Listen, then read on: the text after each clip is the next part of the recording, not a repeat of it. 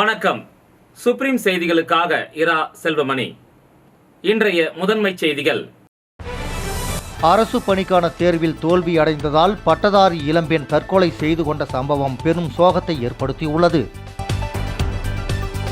புதுச்சேரி அடுத்த திருபுவனையில் குடியிருப்புக்கு மத்தியில் அமைக்கப்பட்ட ரெஸ்டோ பாரை அகற்ற கோரி கடந்த ஒரு வாரம் போராட்டத்தில் ஈடுபட்ட மக்களிடம் துணை மாவட்ட ஆட்சியர் நடத்திய சமரச பேச்சுவார்த்தையில் உடன்பாடு ஏற்பட்டது.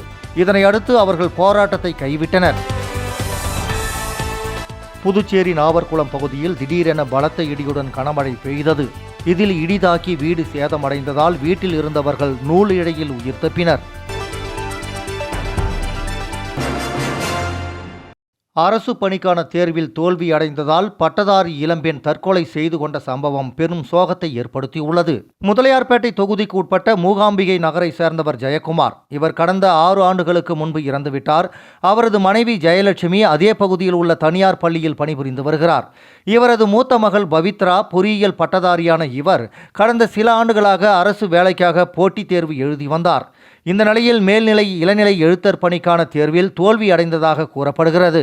தொடர்ந்து தோல்வி அடைந்ததால் மனமுடைந்த இவர் தன் வீட்டில் உள்ள மின்விசிறியில் தூக்கு போட்டு தற்கொலைக்கு முயன்றுள்ளார். அவரை அக்கம்பக்கத்தினர் மீட்டு சிகிச்சைக்காக ஜிப்மர் மருத்துவமனைக்கு சேர்த்துள்ளனர். அங்கு சிகிச்சை பலனின்றி அவர் பரிதாபமாக உயிரிழந்தார். இதுகுறித்து முதலியார்பேட்டை போலீசார் வழக்கு பதிவு செய்து விசாரணை நடத்தி வருகின்றனர். புதுச்சேரி அடுத்த திருபுவனையில் குடியிருப்புக்கு மத்தியில் அமைக்கப்பட்ட ரெஸ்டோ பாரை அகற்ற கோரி கடந்த ஒரு வாரம் போராட்டத்தில் ஈடுபட்ட மக்களிடம் துணை மாவட்ட ஆட்சியர் நடத்திய சமரச பேச்சுவார்த்தையில் உடன்பாடு ஏற்பட்டது. இதனை அடுத்து அவர்கள் போராட்டத்தை கைவிட்டனர். புதுச்சேரி திருபுவனை பகுதியில் குடியிருப்பு பகுதி மற்றும் பேருந்து நிறுத்தங்கள் அருகே ரெஸ்டோ பார் அமைக்க எதிர்ப்பு தெரிவித்து பொதுமக்கள் மற்றும் விடுதலை சிறுத்தைகள் கட்சியினர் கடந்த ஒரு வார காலமாக போராட்டம் நடத்தி வருகின்றனர். பொதுமக்களின் போராட்டத்தை முடிவுக்கு கொண்டு வரும் வகையில் பொதுமக்களுடனான சமரச பேச்சுவார்த்தை வில்லியனூர் துணை மாவட்ட ஆட்சியர் குமரன் மற்றும் தாசில்தார் சேகர் தலைமையில் இன்று துணை மாவட்ட ஆட்சியர் அலுவலகத்தில் நடைபெற்றது. சுமார் 1 மணி நேரத்திற்கு மேலாக நடைபெற்ற சமரச பேச்சுவார்த்தையில் பொதுமக்களுக்கு இடையூறாக உள்ள 2 ரெஸ்டோ பார்கள் அரசிடம் அனுமதி பெற்று அகற்ற நடவடிக்கை எடுக்கப்படும் என்று உறுதியளிக்கப்பட்டது. இதுகுறித்து பொதுமக்கள் கூறும்போது பேச்சுவார்த்தையில் ஏற்பட்ட முடிவுப்படி ரெஸ்டோ பார்களை அகற்றுவதாக உறுதியளித்தார்கள். அதை ஏற்று போராட்டத்தை கைவிடுகிறோம். ஆனால் கொடுக்கப்பட்ட காலக்கெடுவுக்குள் ரெஸ்டோ பார்களை அகற்றவில்லை என்றால் மீண்டும் மிகப்பெரிய அளவில் போராட்டம் நடத்தப்படும் என்று எச்சரித்தனர். புதிதாக ஒரு 10 நாளுக்கு முன்னாடி திறந்த ரெஸ்டோ பாரையும் அதுக்கு முன்னாடி ஒரு 7 மாசத்துக்கு முன்னாடி திறந்த நேத்ரா மதுபான கடையும் தற்சமயத்து மக்களுடைய போராட்டத்தின் விளைவாக மக்கள் கொடுத்த அழுத்தத்தின் காரணமாக தற்சமயத்து அந்த 2 மதுபான கடை நாங்கள் சாத்திக்கிறோம். மீதி இருக்கிற 2 கடையும் பாலத்துக்கு பக்கத்தில் அந்த பக்கம் இருக்கிறதும் பாலத்துக்கு கீழே இருக்கிற மதுபான கடையும் அரசாங்கத்திடம் மேல்மட்டத்தில் பேசி முடிவெடுத்து 4 மதுபான கடைகள் நாங்கள் நிரந்தரமா மூடுவதற்கான வாய்ப்பை உருவாக்குற வரைக்கும் இந்த 2 மதுபான தொழில்கள் நாங்கள் தற்சமயத்தை நாங்கள் மூடி வச்சுக்கிறோம் அப்படிங்கிற உத்தரவாதத்தை இன்னைக்கு போலீஸும் வருவாய்த்துறையும் டிசிஆர் பேச்சுவார்த்தையில ஏற்பட்டிருக்கு. இந்த உடன்பாடு மனநிறைவோடு நாங்கள் ஏற்றுக்கிட்டு அரசு 4 மதுபான கடை சாத்துவாங்க எண்ணத்தை நாங்கள் இந்த கூட்டத்தை நாங்கள் முடிச்சுக்கிட்டு விடைபெறுகிறோம். ஆனா புதுச்சேரி அரசாங்கத்தை ஆண்டு கொண்டிருக்கிற என்ஆர்எஸ் பிஜேபி அரசாங்கம் மக்கள் நல திட்டங்களை செய்வதற்கு அவர்கள் 2001 தேர்தலில் கொடுத்த வாக்குறுதிகளை நிறைவேற்றுவதற்கு தேவையான பணத்தை ஒன்றிய அரசாங்கத்துக்கிட்ட பெற்றுதான் மக்களுடைய நலத்திட்டங்களை செய்யணுமே தவிர அவங்க அங்க போய் ஒன்றிய அரசாங்கத்திட்ட நிர்மலா சீதாராமனையோ அமித்ஷாவையோ முதல் மோடியையோ சந்தித்து பாண்டிச்சேரி தேவை நிதியை கேட்காம இங்க மதுபான தொழிற்சாலை மூலமாகவும் மது கடைகள் மூலமாகவும் சாராய கடை மூலமாகவும் திறந்து அதிக எண்ணிக்கையில திறந்து இந்த மக்களை குடிக்க வச்சு அவங்களை சாவடிச்சுட்டு அதுல வர வருமானத்தை தான் இந்த புதுச்சேரி அரசாங்கம் நடத்தணுங்கிற முடிவில் ரங்கசாமி அரசாங்கம் முடிவு செய்திருக்க. இது வன்மையா கண்டிக்கக்கூடிய விஷயம். இவங்களுக்கு தேவையானகளை ஒன்றிய அரசு கேட்குமே தவிர இங்க மக்களை சாவடிச்சுட்டு அந்த வருமானத்தை பெறணும் அவசியம் இல்லை. அதனால இன்றைக்கு ஏற்பட்டிருக்கிற இந்த புதுச்சேரி திருமணையில் ஏற்பட்டுகிற இந்த 2 கடையை சாத்தல் போல கிராமந்தோறும் இருக்கிற மதுபான கடைகளும் ஊருக்கு அருகாமையில் இருக்கிற மதுபான கடைகளையும் நிரந்தரமா சாத்துறது இந்த அரசாங்கம் முடிவெடுக்கணும் அப்படின்ற நேரத்தில் நான் கேட்டுக்கிறோம். புதுச்சேரி நாவர்குளம் பகுதியில் திடீரென பலத்த இடியுடன் கனமழை பெய்தது. இதில் இடி தாக்கி வீடு சேதமடைந்ததால் வீட்டில் இருந்தவர்கள் நூல் இழையில் உயிர் தப்பினர். புதுச்சேரியில் கடந்த சில தினங்களாக பலத்த கனமழை விட்டுவிட்டு பெய்து வருவதால் பொதுமக்களின் இயல்பு வாழ்க்கை வெகுவாக பாதிக்கப்பட்டுள்ளது. மேலும் தாழ்வான பகுதிகளில் மழைநீர் தேங்குவதால் குடியிருப்பு வாசிகளும் அவதியடைந்தனர். இந்த நிலையில் இன்று காலை நாவர்குளம் மற்றும் அதன் சுற்றுப்புற பகுதிகளில் திடீரென பலத்த கனமழை பெய்தது. மேலும் இடி மின்னலும் பலமாக இருந்தது. இதில் நாவர்குளம் குரு சித்தாந்த வீதியைச் சேர்ந்த ஷகீதா பானு என்பவர் வீட்டை இடி தாக்கியது. இதில் ஷகீதா பானு வீடு கடுமையாக சேதமடைந்தது. மேலும் வீட்டின் அருகே இருந்த தென்னை மரம் மீதும் இடி தாக்கியதில் மரமும் தீப்பற்றி எரிந்தது. இதனால் அந்த பகுதியில் சிறிது நேரம் பரபரப்பு நிலவியது. தொடர்ந்து புதுச்சேரியில் விட்டு கனமழை பெய்து வருகிறது.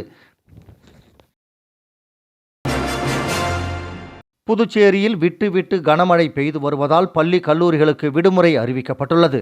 தொடர்ந்து பெய்து வரும் மழையால் பொதுமக்களின் இயல்பு வாழ்க்கை வெகுவாக பாதிக்கப்பட்டுள்ளது. மேலும் கடல் சீற்றத்துடன் காணப்படுவதால் பொதுமக்கள் கடலில் குளிப்பதற்கு தடை விதிக்கப்பட்டுள்ளது. புதுச்சேரியில் கனமழை பெய்யும் என்று வானிலை ஆய்வு மையம் அறிவித்துள்ள நிலையில் சில தினங்களாக தொடர்ந்து விட்டு கனமழை பெய்து வருகிறது. இந்த நிலையில் கடல் சீற்றமாக காணப்படுவதால் அலைகளும் ஆர்ப்பரித்து வருகிறது. இதனால் கடற்கரைக்கு வரும் பொதுமக்கள் மற்றும் சுற்றுலா பயணிகள் கடலில் இறங்கவோ குளிக்கவோ தடை விதிக்கப்பட்டுள்ளது. போலீசாரின் எச்சரிக்கையை மீறி கடற்கரைக்கு வரும் பொதுமக்களை போலீசார் எச்சரிக்கை விடுத்து திருப்பி அனுப்பி வருகின்றனர். கடல் அலை சீற்றமாக காணப்படுவதாலும் காற்றின் வேகம் அதிகரிக்கும் என்பதாலும் மறு அறிவிப்பு வரும் வரை கடலுக்கு மீனவர்கள் மீன்பிடிக்க செல்ல வேண்டாம் என்று மீன்வளத்துறை அறிவித்துள்ளது. இந்த நிலையில் காலை முதல் தொடர்ந்து கனமழை விட்டு பெய்து வருவதால் புதுச்சேரி மற்றும் காரைக்காலில் உள்ள பள்ளி மற்றும் கல்லூரிகளுக்கு இன்று ஒரு நாள் விடுமுறை அளித்து கல்வித்துறை அமைச்சர் நமச்சிவாயம் அறிவித்துள்ளார். எனினும் தொடர்ந்து கனமழை பெய்யும் என்று வானிலை ஆய்வு மையம் அறிவித்துள்ள நிலையில் பொதுமக்கள் அரசு வெளியிட்டுள்ள வழிகாட்டு நெறிமுறைகளை பின்பற்ற வேண்டும் என்றும் தேவையில்லாமல் வெளியே வர வேண்டாம் என்றும் மாவட்ட நிர்வாகம் கேட்டுக்கொண்டுள்ளது. வில்லியனூர் தட்டாஞ்சாவடி ஆத்துவாய்க்காலில் ரூபாய் 39 லட்சம் செலவில் வடிகால் கட்டுமான பணியினை எதிர்க்கட்சித் தலைவர் சிவா தொடங்கி வைத்தார்.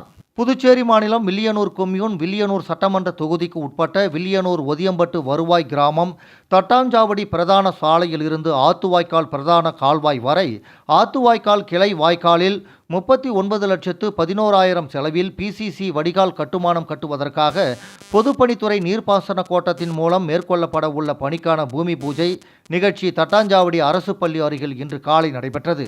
இதில் தொகுதி சட்டமன்ற உறுப்பினரும் சட்டமன்ற எதிர்க்கட்சி தலைவருமான சிவா கலந்து கொண்டு வடிகால் கட்டுமான பணியை பூஜை செய்து தொடங்கி வைத்தார்.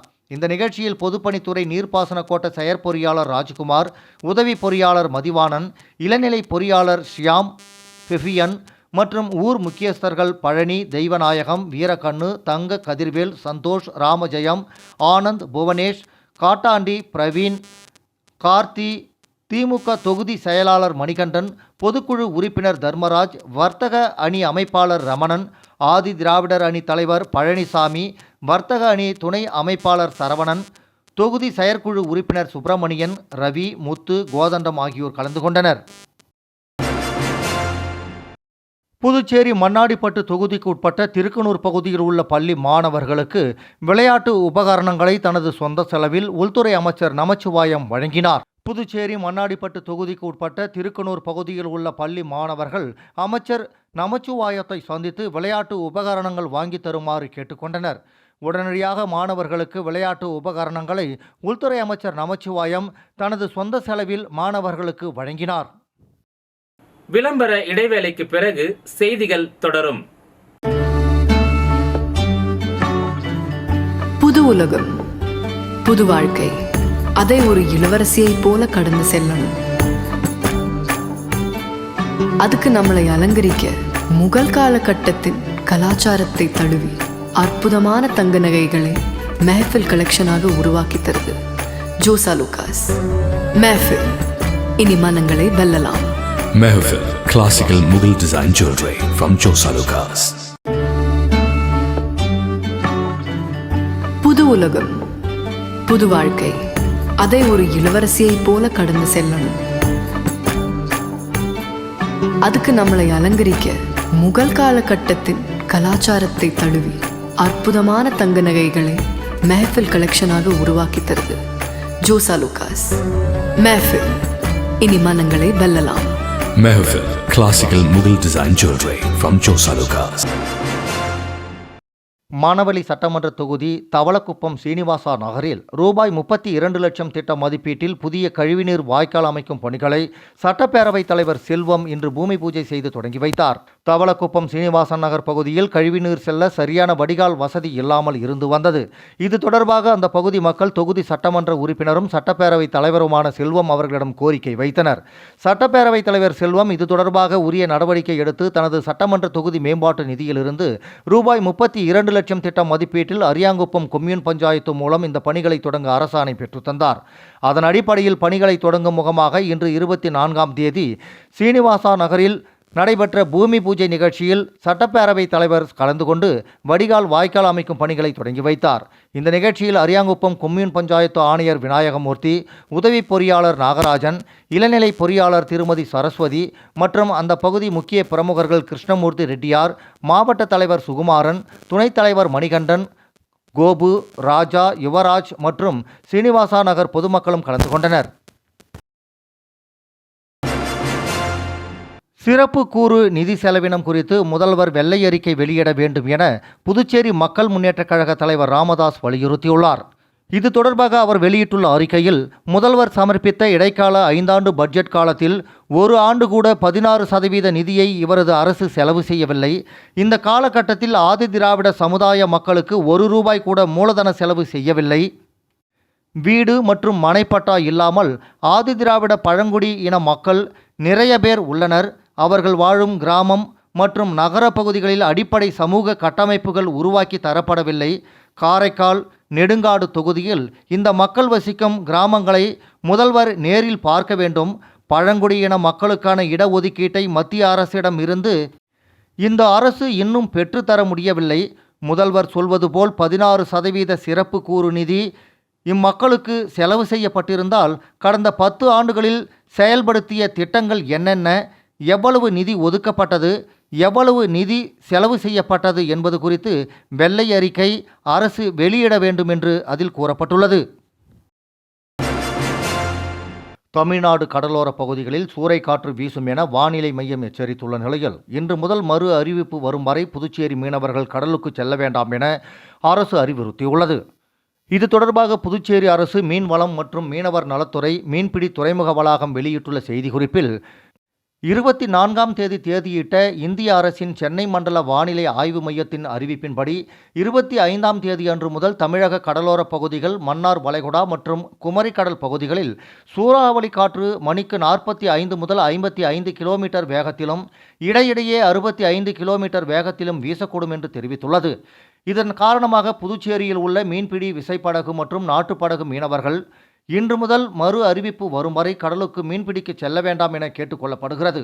மேலும் மீனவர்கள் எவரேனும் ஆழ்கடல் பகுதியில் மீன்பிடித்து கொண்டிருப்பின் அவர்களை உடனடியாக கரைக்கு திரும்புமாறு கேட்டுக்கொள்ளப்படுகிறது. மேலும் விசைப்படகு உரிமையாளர்கள் நலச்சங்கம் தேங்காய்த்திட்டு, எஃப்ஆர்பி ஃபைபர் போட் உரிமையாளர்கள் சங்கம் தேங்காய்த்திட்டு, மீனவ கிராம பஞ்சாயத்து, கோவில் நிர்வாக குழுக்கள், மக்கள் குழுக்கள் தங்கள் கிராமங்களில் மீன்பிடி தொழிலில் ஈடுபட்டுள்ள படகு உரிமையாளர்களுக்கு தகவல் தெரியும் பொருட்டு இதனை உரிய வகையில் அறிவிப்பு செய்து இதுபோன்ற மழை மற்றும் கடல் சீற்றங்களில் அவர்களின் மீன்பிடி படகுகள் மற்றும் அது சம்பந்தமான உபகரணங்கள் பாதுகாப்பான இடங்களில் வைத்து பாதுகாக்குமாறு எச்சரிக்கை அறிவிப்பு செய்திட வேண்டுமென இதன் மூலம் கேட்டுக்கொள்ளப்படுகிறது என்று அந்த செய்திக்குறிப்பில் கூறப்பட்டுள்ளது.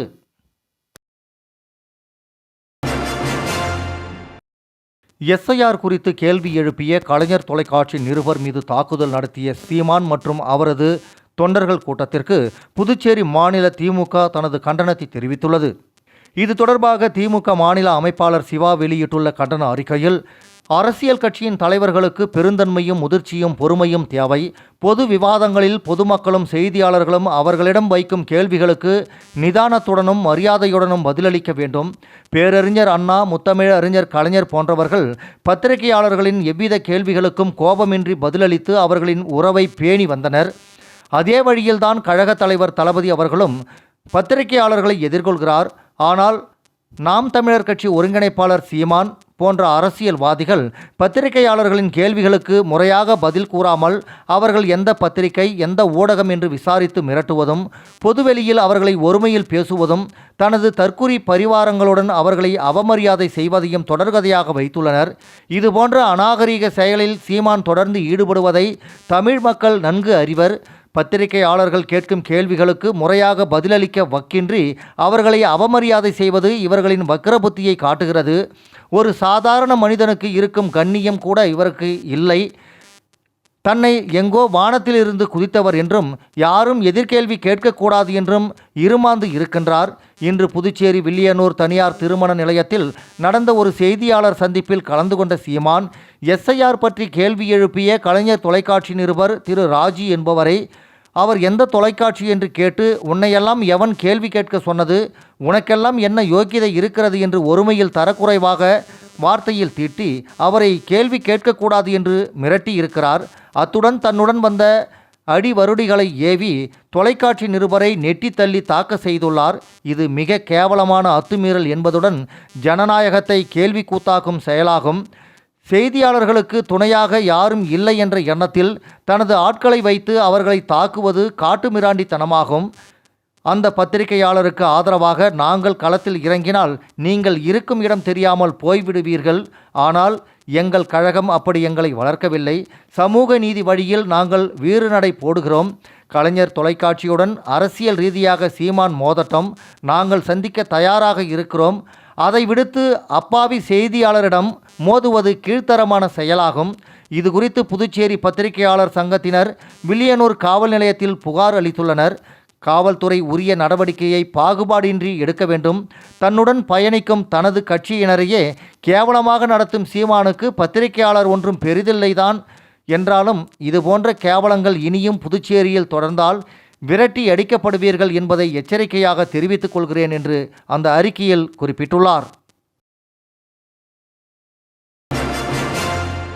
புதுவை காமாட்சி அம்மன் கோவில் வீதியில் அமைந்துள்ள கன்னிகா பரமேஸ்வரி தேவஸ்தானம் கோவிலில் கார்த்திகை சோமவார பூஜை நடைபெற்றது. புதுவை காமாட்சி அம்மன் கோவில் வீதியில் அமைந்துள்ள கன்னிகா பரமேஸ்வரி தேவஸ்தானம் கோவிலில் கார்த்திகை சோமவார பூஜை நடைபெற்றது. இந்த பூஜையில் நெல்லி மரம், துளசி செடி, பனிலிங்கம் வைத்து பூஜை செய்தனர். பின்னர் நெல்லிக்காய் தீபம் ஏற்றி வழிபாடு செய்தனர். திரளான பக்தர்கள் கலந்து கொண்டு சுவாமி தரிசனம் செய்தனர். விழாவிற்கான ஏற்பாட்டினை மகிழா சங்க தலைவி சத்யா ரமேஷ் பாபு, செயலாளர் இந்திராணி சந்திரசேகர், பொருளாளர் பாக்கியலட்சுமி ரமேஷ் மற்றும் சங்க உறுப்பினர்கள் செய்திருந்தனர்.